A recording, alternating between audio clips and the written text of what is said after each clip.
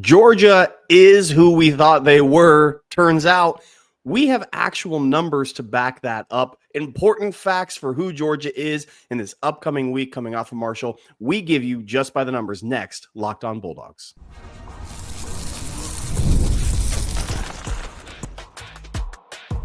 You are Locked on Bulldogs, your daily podcast on the Georgia Bulldogs. Part of the Locked On Podcast Network, your team every day. What is up, everybody? Welcome back to the Locked On Bulldogs podcast, part of the Locked On Podcast Network, your team every single day. He is Clint. I am Daniel. Excited to be back with you. As always, talking about this Georgia football team. Today's episode brought to you by FanDuel, our friends over at FanDuel.com, where you can make every moment more and more on FanDuel in a second. Today's episode is, thanks for being an everydayer, by the way. Thanks for being a first listener, making us your very first listen of the day. Thanks for listening all the way to the end, the loyal third segment listeners, the 199. We love you guys. Today we're talking about, we're looking ahead. We're putting Marshall in the rearview mirror. We're looking ahead to Austin Peay this weekend. Georgia takes the field on Saturday. Another 3:30 kick, if I'm not mistaken, against Austin Peay. The Governors of Austin Peay, and from just north of me, just right up here, just up the road from me. And we've got some numbers.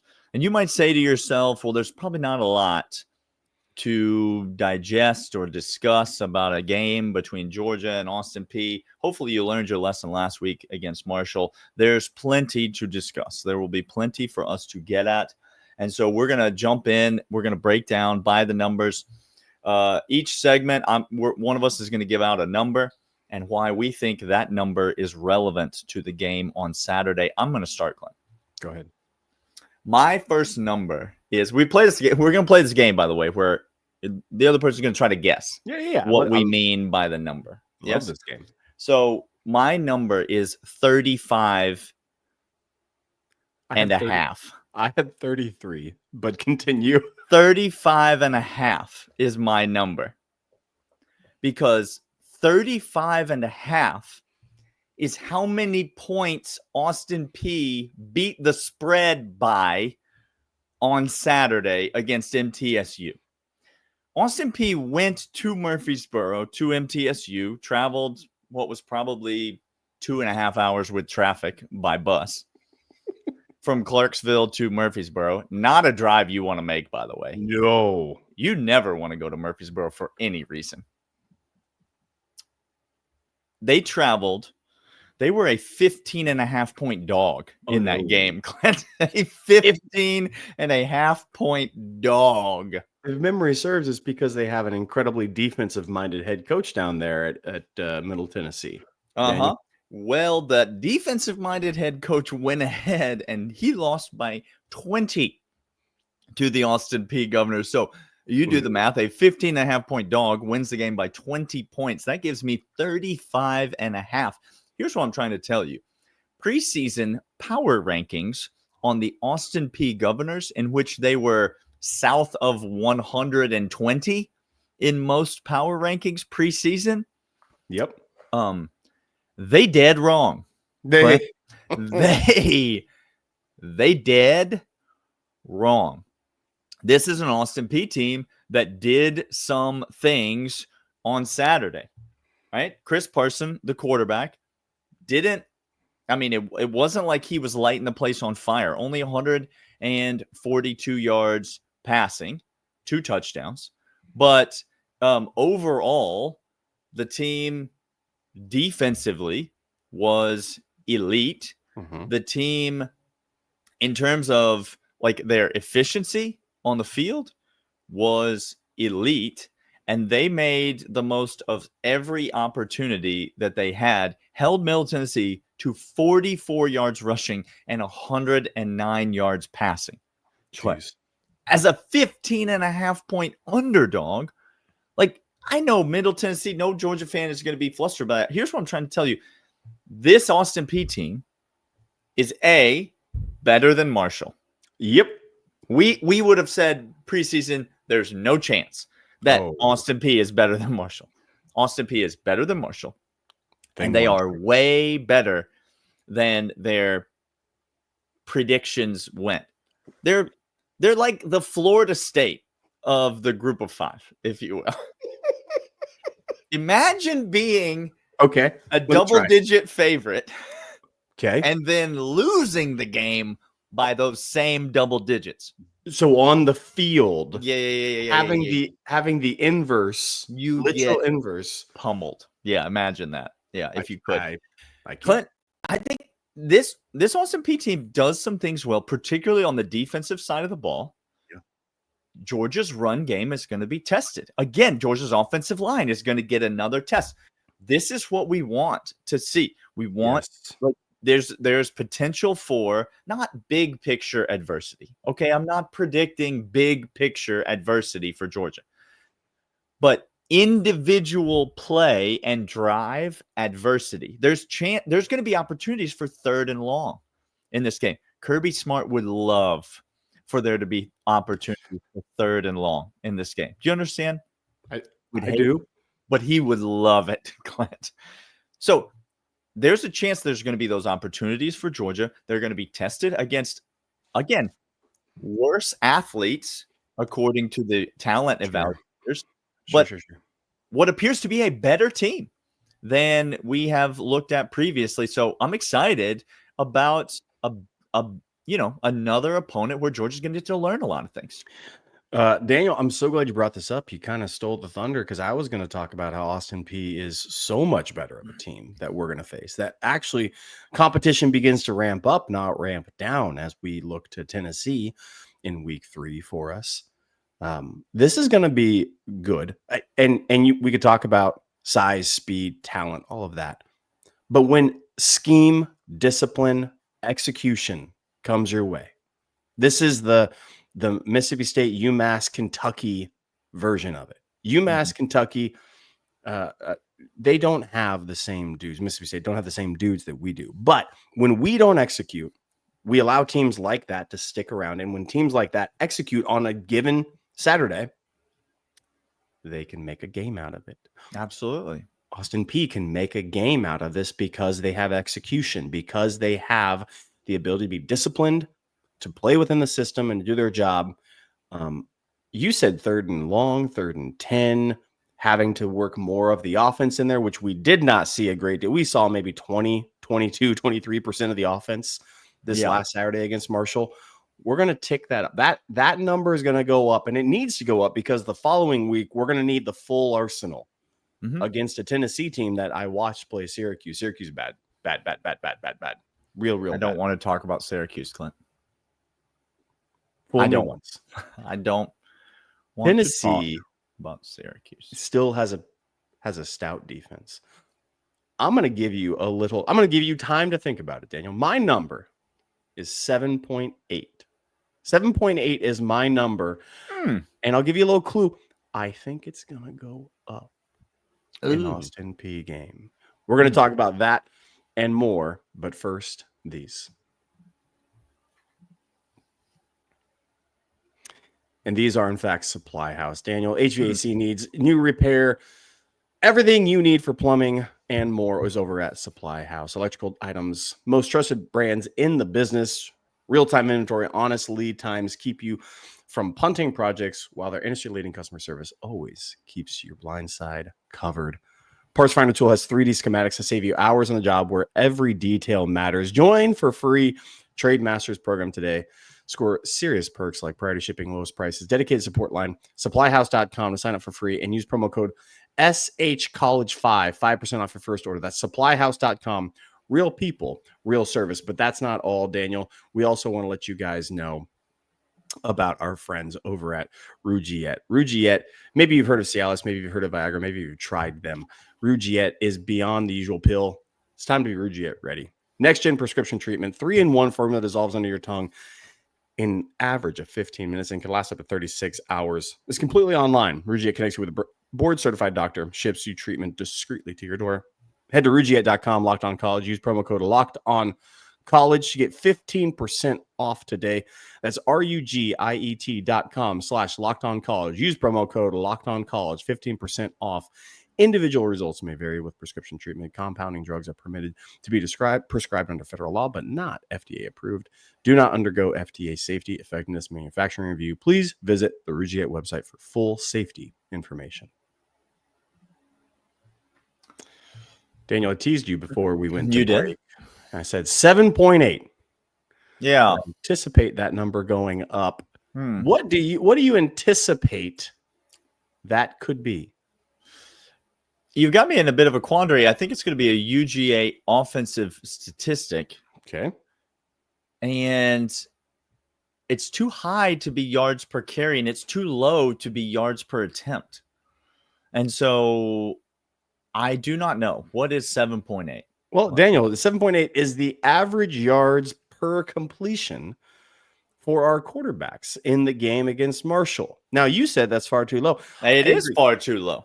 I completely agree with you, Daniel. Especially since there was a 47-yard touchdown pass. 7.8 from our quarterbacks in the Marshall game. Now, this is why it's important to understand context and to understand how that Marshall, the coach had said before the game, if we do 2 to 3 yards per play, I'm fine with that running the ball. Turns out he couldn't even sniff that. Oh, no. I mean, couldn't see the line of scrimmage. No, there were just giant monsters in his way. That's why he couldn't see it. Gosh, this defense has me just thrilled. Oh, I feel a lot of feelings. But I'm not talking about the defense right now. I'm talking about the offense. Apparently not. We just get it's easy to get me off subject. You just say Justin Williams. I'm like, all right, whatever I was talking about is out of my brain. 7.8 because of how Marshall wanted to play the game. Marshall wanted to get ground control on their end. They couldn't do that. They wanted to spend everybody over the top, umbrella defense, 4 deep, get some quarters going, get some bracket coverage going on a couple of receivers, and throw everybody. That's why that run to Zachariah Branch was so crucial, so good, because he showed even if you bail out everybody, even the linebackers are bailing out, you're rushing 3 or 4. Gunnar Stockton has to tuck and run, which he did just fine. He took what the defense gave him. He has to do some check down, some intermediate stuff, because the offense was not going to put anything on the wide 11, the all 22, that would give anybody indication of what our passing scheme is going to be this year and the wide receivers. We're just going to put talent out there. So, yeah, Zachariah Branch is now on there, and coaches are like, okay, yeah, he is that 5-star kid that went to USC. Oh, yeah, he is that guy that has. Oh, yeah, he's just been he's been poorly utilized his entire career to this point.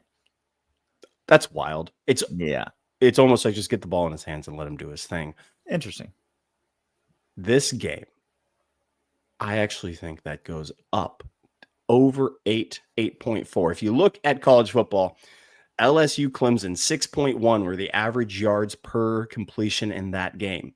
That game was a slobber knocker drag out with 2 very good quarterbacks. Well, 1 very good quarterback and then 1 guy who plays for Clemson. Nussmeier's a dude, by the way. If you need a quarterback in this coming draft, Nussmeier's your guy. Okay, I digress.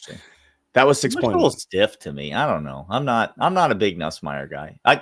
I've long since said Cade Klubnik ain't it. And I'll triple down on that. The reason why when somebody said Clemson making the playoff, I'm like, nope, I don't. They'll win their conference, sure, and they'll get in the playoff that way. But make noise, nope, they're not going to do anything in playoff. Nussmeier, 6.1. That game was a slobber knocker defensive battle. All the Tennessee, Texas A&M teams like that are up over 8.3, 8.4 yards per completion. That's where offenses that are going to go ahead and get those 38, 35, 42, 48, like those point totals in the offense, you're going to have to get up into that range. Yeah. And Daniel, I think against Austin Peay, we're actually going to get there because, as you said in segment 1, you parlayed this perfectly for me. We're going to have more opportunities and more situations in which we need to see that happen. Throw the ball. We might throw the ball. Yeah. Are you excited for that number to tick up? Do you think it needs to tick up with the offense that we have or what you saw from game 1? Well, again, we're looking out the front windshield, but I've been told that Gunnar Stockton can't throw the ball more than 5 yards down the field. And so I don't know if that will be successful for us because these talent evaluators out here have seen all that they need to see. Yeah. Some of them are close personal friends with Gunnar's family, they want you to know, but they're also there. I'm sorry. I'm looking out the front windshield. Yep. I am excited for that. I do think that there's a lot of downfield opportunity in this passing game, and I think that for 3 reasons. Reason number 1, Colby Young. Reason number 2, Noah Thomas. Reason number 3, Zachariah Branch. Reason number 4, London Humphreys. Reason number 5, Talon Taylor. I'm sorry, did I say there were 3 reasons? I think there's a lot of opportunity. Reason number 6, Elias. If you don't think he's going to catch a touchdown pass this year, I don't know what to tell you. He got one. Daniel, he got the touchdown pass this year. I'm sorry, another touchdown pass. If you don't think he's going to be utilized as a weapon in the red zone, not garbage time, but a weapon in the red zone. I'm not saying Oscar Delp and Lawson Lucky are not good. I appreciate their talent. What I'm saying to you, Oscar Delp and Lawson Lucky, is if you don't start being really good insurance blankets and confidence boosters for catching the ball and holding on to it, somebody is going to take your job, and that somebody is named Elias Williams and Barber. Daniel, they will come Barber's for already your job. taking jobs. Well, yeah. Yes, I am excited about it. I do think that we're going to see more out of this UGA offense this week. Austin Peay, by the way, in some FCS rankings, as high as 4th nationally in the FCS. And so you're looking at a team in Austin Peay that's going to be a playoff team probably and may compete for FCS national championships. Now, it's an FCS team. Sure. Georgia's still going to win by a lot of points. That's not what I'm saying. But I am saying look at what some of these FCS teams do. By the way, Tarleton State just beat Army over the weekend on Friday, I believe that game was. So these top-level FCS teams can play with FBS teams. And, I mean, you saw that Middle Tennessee State got waxed. Who is supposed to be a mid-tier FBS team, got waxed by this team. Kansas State took a last 30 seconds to beat North Dakota. Okay, I've been wrong about a lot of things. You have. But Kansas State is bad. I thought you might. Really bad. I got one more number. I got one more number for Clint that we will get to right after this. But Daniel, first is our friends over at FanDuel. FanDuel's fantastic. You need to love them. Get into the game. FanDuel's making sure you're ready for kickoff with a can't-miss offer. Right now, customers, $5 in bets. You get $300 in bonus bets to use across the app. It's a good start. It's a good start. We love using FanDuel because how are you bet? Money. Props, parlays. That's money. And again, money. Go back to last week's locks. We have it. We're standing in the paint. Mm-hmm. Our locks cashed. Okay. There's a few. Yeah. That were okay. We learned our lesson. We know who you are. Sure. But your boys over here are able to check the FanDuel account. Check the FanDuel account because FanDuel is the place we go. You're ready to play? Download the FanDuel app now by visiting FanDuel.com to get started. That's FanDuel.com to place your first $5 bet and get $300 in bonus bets to use across the app. But that's not all, Daniel. Also, we want to let you know about Game Time. Game Time is fantastic. Get in the game with Game Time. Every single place that you need to go for tickets, for concerts, but especially for college football is Game Time. Yep. Endless queues, hidden fees, prices jumping at checkout. That's all other places, other apps, not the Game Time app. Takes advantage of real-time use of video or photo from your seats. You know exactly what you're going to get into before you get there. It's faster, cheaper, and less stressful than any other way we've bought tickets before. Take the guesswork out of buying college football tickets with Game Time. Download the Game Time app. Create an account. Use promo code LOCKEDONCollege. $20 off your first purchase. Terms apply. Again, that's promo code LOCKEDONCollege. $20 off. Swipe, tap, ticket, go. Download Game Time today. You got one more number for me, Daniel. You said you need me to hear this because it's important for this game coming up against Austin Peay in Georgia. What is the number you have, and how can I guess what it is? We're going to keep it simple here. We go 35.5. We go 7.8. A lot of this, blah, blah, blah. Let's stick with the number 5. Clint. Okay. That's the number 5 is my number. Where do you think I'm going with this? 5 running backs who are meaningful for Georgia.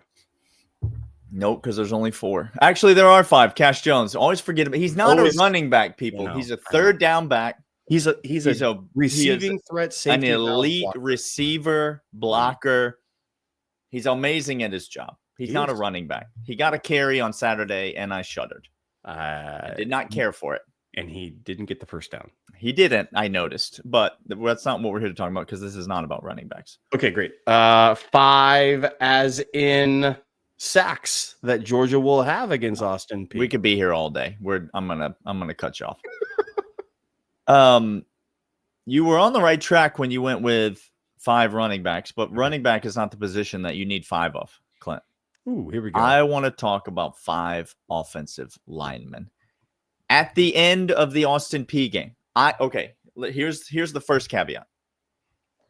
First caveat is this: I know that the Gaston injury is going to weigh into this, right? So, as of now, at time of recording, we do not have hard data. I do not expect him to play against Austin Peay. I do hope that he can play later in the season at some point, right? But for the moment, Clint, I am operating under the impression that for the time being, Gaston is not a part of the offensive line rotation. Yes? That's clear as day. That being said, when we leave this Austin Peay game, what's our next contest, Clint? You've already mentioned it once on this show. It's a trip to a very loud place called Tennessee. I need, and what I'm saying to you is need. I need to know who my 5 best offensive linemen are. I need 5 of them. I do not need 6 of them. I do not need 8 of them.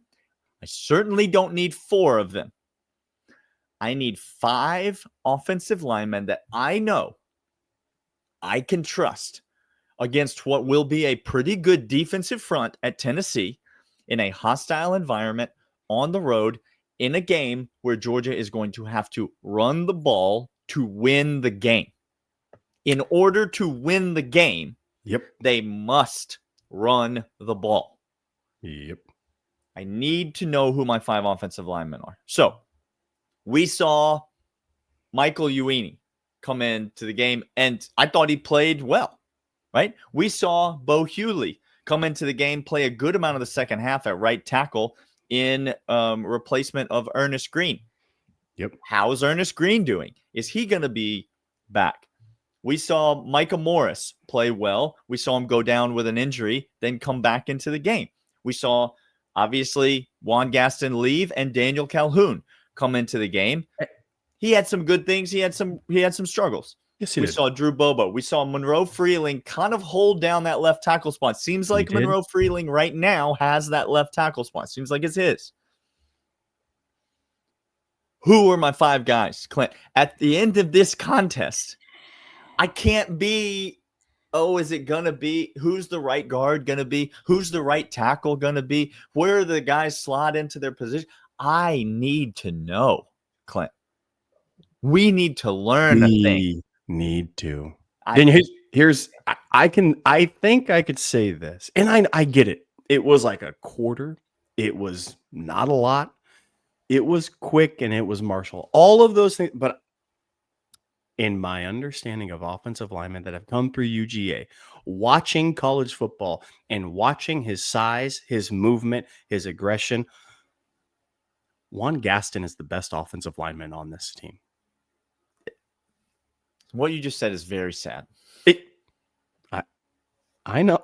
I think Micah Morris is a better offensive lineman than Juan Gaston, but I think Monroe Freeling could be. See, this is what I'm saying. He didn't get an opportunity. Again, it was not an opportunity for him to shine, for him to stone a pass rusher. Micah Morris, I called him the most important offensive lineman this season is Micah Morris. Mm-hmm. I still believe that, especially with this ankle question mark for Juan Gaston. And maybe I should say this. Maybe by the end of their career, Juan Gaston will be the best offensive lineman from this current 2025 team. But Daniel, I'll tell you this. In a spitting match, nobody spits like he does. That much I do know you happen for to sure. know how many eggs he could eat in one sitting? About 5 dozen every morning. He's roughly the size of a barge, is all I'm saying. And if he was in a wrestling match, what would he probably do? Well, no one bites like he does in a wrestling match. So It's good to know. These are all important factors to know. Mhm. These are not by the numbers, but maybe by the analogy. yeah. Daniel, this offensive line group, you mentioned Monroe Freeling. I think he Mhm. does have left tackle. I think we're fine there. We're fine with Ernest Green. Those Feels are like the left side. We're okay. The right side. Drew Bobo was fine as well at center. Again, he, like nothing. But when you have Calhoun, you mentioned him having some up and down. We can't have up and down. No. You can't have down like that. Strip sack, fumble, return for touchdown. That's what up and down is. That's the down. And that was the game. When that happened, Mm-hmm. my entire 2024 was ruined. I don't want to talk about it. Well, you brought it up. It was I didn't bring it up. 2025, by the way. It was already It was 2025. It was already 25. Yeah. It wasn't supposed to be 2025. No. Daniel, this offensive line group does, in fact, need to get solidified. We thought at the beginning of the season there was going to be 6 to 7 people who are going to get run. That still might be the case against Austin Peay. But come Tennessee week, when we travel up to Knoxville, we're going to need something more than that. We're going to have to be at minimum. I'm going to need to. I will be on note alert from a lot of people we know about that MRI.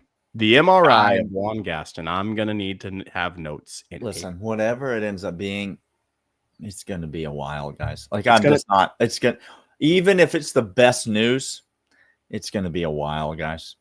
He said the words high ankle, which, if he was a baseball player, it would be the equivalent of him saying his oblique. Like, that's all you need to know. I'm sorry, baseball is not a sport that we continue to recognize as existing. We will be back later this week. Clint's going to have some guests on the pod. There's going to be some excitement to be had. We'll be breaking down the Austin Peay game on Saturday night, overreaction show as usual. All of it coming your way. Make sure you're subscribed, Locked On Bulldogs podcast, and we'll see you guys next time. See ya.